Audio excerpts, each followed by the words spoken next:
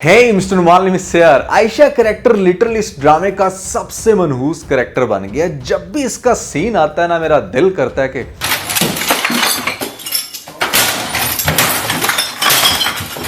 मतलब आप खुद सोचो कि जिस कैरेक्टर को इंट्रोड्यूस करवाया गया ये सोच करके कि यहां पर एक ऐसा इंसान जिसके साथ एक मेंटली इशू चल रहा है बचपन से, उसकी प्रॉब्लम्स को रिजॉल्व करेगी, उसको ट्रॉमा से बाहर निकाल कर लेकर आएगी, वो खुद ही सारे मसले क्रिएट कर रही है। जब तलाक का फैसला कर लिया, कागजात बना लिया, तो क्यों शौहर बीवी का नाटक कर रहे हैं? क्यों खेल रहे हैं मेरे साथ आप? एक अजीब ही पैथेटिक कैरेक्टर बन गया। ये मैं क्यों कह रहा हूँ आज के इस वीडियो में बताऊंगा। साथ में डिस्कस करेंगे लेटेस्ट एपिसोड के इंटरेस्टिंग सीन्स को, नेक्स्ट एपिसोड में क्या होगा, इन सभी क्वेश्चंस के आंसर मैं आज के इस वीडियो में करने वाला हूं। फिर जो नए लोग आए मेरे चैनल पर जल्दी से दबा दें सब्सक्राइब का बटन, प्रॉब्लम जैसे कहते हैं इंस्टाग्राम फॉलो या @नुमालिम, क्योंकि आपके सभी क्वेश्चंस के आंसर मैं वहां पर करने वाला हूं। वीडियो का जैसे लगता है हम स्टार्ट कर सकेंगे बड़ी सुबह पर रिव्यू, तो चले आगे बढ़ते हैं।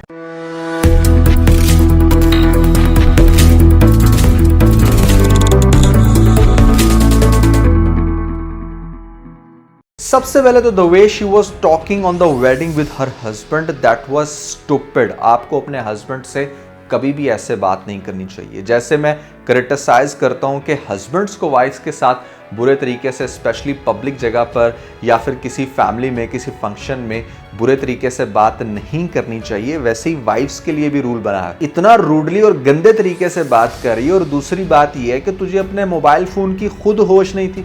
वो बेचारा तो तुझे कॉल कर रहा था, तुझे अपने साथ वेडिंग में लेके आना चाहता था।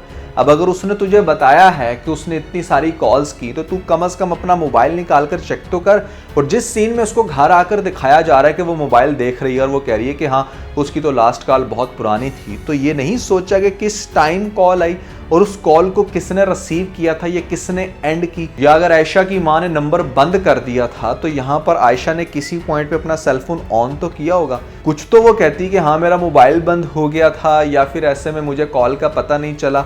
बावजूद इसके कि वो कॉल्स करता रहा, अपनी मिस्टेक को उसने एक्सेप्ट नहीं किया। अगर वेडिंग के दौरान वो तुम्हारा हस्बैंड है, तुम्हारे क्लोज आ रहा है, या फिर ऐसे में तुम्हारे शोल्डर पे हाथ रख के या तुम्हें थोड़ा सा करीब करके पिक्चर बना रहा है, so why are you feeling so uncomfortable? क्यों इतनी बुरी बॉडी लैंग्वेज है तुम्हारी? और सबसे ज्यादा गुस्सा मुझे तब आता है कि तुम बड़ा कह रही थी इज्जत से मुझे लेने के लिए आओ, मुझे मना के अपने घर लेकर जाओ। अब फिर अगर वो बंदा आ ही गया था तुम्हारे पास, तुम्हारे तरले कर रहा है, बैठ गया तुम्हारे घुटनों में, तुमसे रिक्वेस्ट कर रहा है रो के कि वो तुम्हें पसंद करता है, तुम्हारे बगैर नहीं रह सकता, लेकिन तुम्हारी वो तलाक वाली पसूड़ी खत्म ही नहीं हो रही। Stop it. Get some help. तो उन पेपर्स का क्या होगा जो पेपर्स तुमने मुझे दफा दफान करने के लिए बनाए हैं? अरे भैया छोड़ दो खैड़ा, वो नहीं करना चाहता तेरे साथ डिवोर्स। अब कितनी दफा बताए क्या वो अपना सर फाड़ ले दीवार में मार के? क्या करे वो ऐसा कि तुम्हें यकीन हो जाए कि वो तुम्हें तलाक नहीं देना चाहता? अब ये सारी बातें तो एक साइड पे, लेकिन जिस पॉइंट पर आयशा को चाहिए था कि वो अपने आप को थोड़ा सा सॉफ्टनेस की तरफ लाती या उसके हाथ को इस तरह से छटक के हाथ अपना बाहर ना निकालती, उस पॉइंट पर आयशा ने बहुत गलत किया। उसको चाहिए था कि वो एटलीस्ट थोड़ा सा अपना भी इंटरेस्ट शो कराती। अगर तन्हाई में बैठ के तुम रोती रहती हो, करती हो उसको यादें और अपनी बहन के साथ डिस्कस करती हो कि तुम्हारे साथ ये हो गया वो हो गया, तो जब वो बंदा तुम्हारे सामने है तुम्हें क्यों नहीं अकल आ रही? एटलीस्ट आयशा को इस पॉइंट पर थोड़ा सा तो डाउन होते दिखाते ना कि हाँ ठीक है, उसको भी फीलिंग आ गई कि ठीक है अब मैं इसके साथ जाऊंगी। और फिर माँ को आकर वो सारी हरकतें करते दिखाते तो इट मेक मोर सेंस कि ठीक है, लिए बगैर वो वहां से चला गया। लेकिन आयशा ने तो उस पॉइंट पर भी अपनी रिजिडनेस का मुजाहरा किया। और फिर ये आयशा है या कोई आत्मा जो कि एकदम से आगे फटक गई एग्जैक्टली उसी टाइम पर जिस पॉइंट पर वो डिस्कस कर रहा था कि हाँ उसकी माँ की वजह से मैं बहुत अपसेट हूँ या मैंने उसको छोड़ने का प्लान किया था। उससे पहले की कोई कन्वर्सेशन नहीं सुनी। ये कौन सी आत्मा है जो इतने आराम से आ जाती है, खड़ी हो जाती है बिल्कुल बाजू में और पता नहीं चलता जो लोगों को?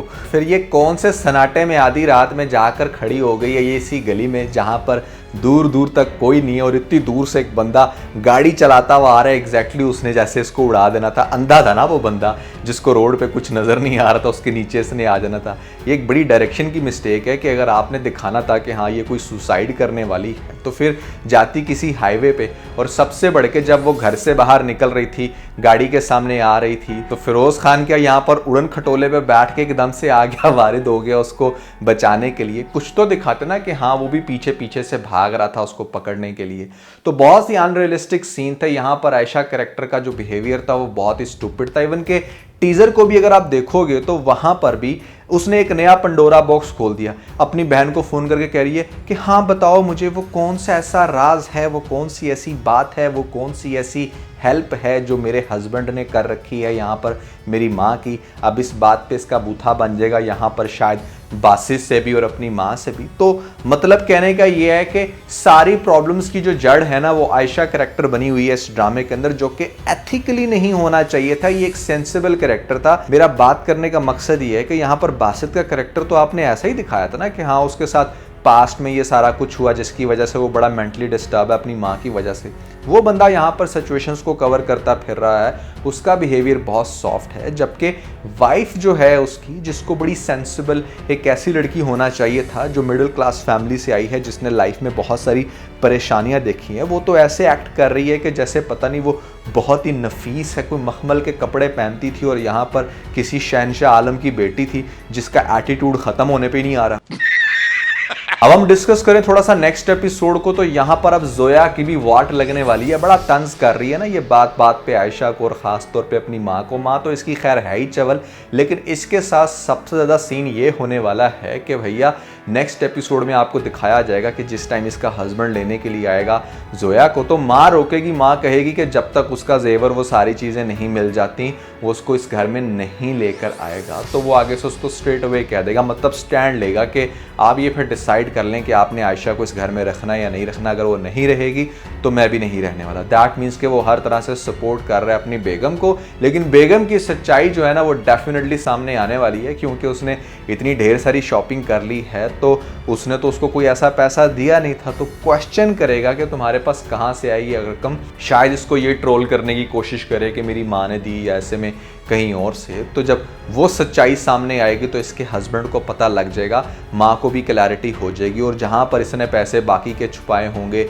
या कुछ जेवर की आइटम तो वो मिलेगी, तो बड़े बुरे तरीके से ये जलील होकर उस घर से निकलने वाली है। दैट मीन्स कि जोया के कैरेक्टर को दिखाया जा सकता है कि जैसे वो अपना घर नहीं बसा सकी बावजूद इसके कि उसको एक बहुत अच्छा सपोर्टिंग हस्बैंड मिला था। आयशा जो कि इस ड्रामे के अंदर सारे इश्यूज क्रिएट कर रही है, उसको अब नेक्स्ट एपिसोड में इसी टेंशन में दिखाया जाएगा कि उसकी माँ ने उसके साथ ये ज्यादती क्यों कर दी। असल में ना थोड़ा सा आप अंडरस्टैंड करने की कोशिश करो कि जो इंसान नेगेटिव होता है ना, या जो इंसान चीज़ों को ठीक करने की कोशिश नहीं करना चाहता, उसकी लाइफ में सिर्फ इश्यूज ही होते हैं। उसकी लाइफ कभी भी नॉर्मल नहीं हो सकती, क्योंकि लाइफ में जहाँ पर बहुत सारी पॉजिटिव चीज़ें हो रही होती हैं वहाँ पर कुछ ऐसे एलिमेंट्स भी जो आपको हर वक्त इरिटेट रख सकते हैं। ये आप पे डिपेंड करता है कि आपने उन चीज़ों को निगलेक्ट करना है या उनको अपने सर पे सवार करना है। इस तरह तो ज़िंदगी के हर दूसरे कदम पे आपको एक ऐसी मुश्किल देखने को मिलेगी कि आपका दिल करेगा कि आप सुसाइड ही कर लो। लेकिन भैया ज़िंदगी ऐसे नहीं गुजरती। समहाउ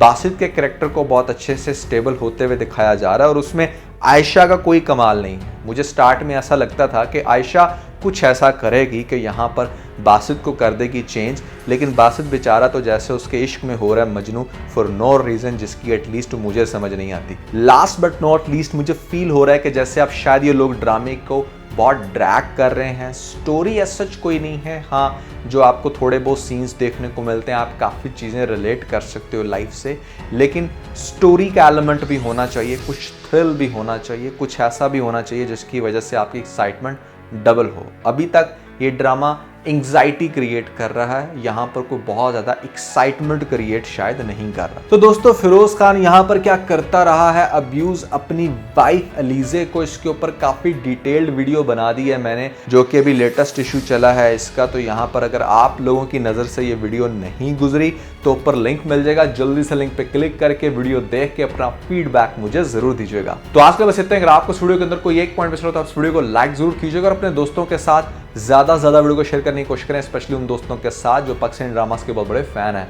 वीडियो चलेगी तो सब्सक्राइब बटन के ऊपर जरूर क्लिक कीजिएगा, और कमेंट सेक्शन में मुझे अपना फीडबैक देना मत भूलिएगा। और ये सारे काम करने के बाद आप बेल आइकन को जरूर प्रेस कर लीजिएगा, ताकि लेटेस्ट अपडेट आप लोगों को सबसे पहले मिल सकें। इसके साथ ही अपना बहुत सारा ख्याल रखें। Stay motivated and God bless you.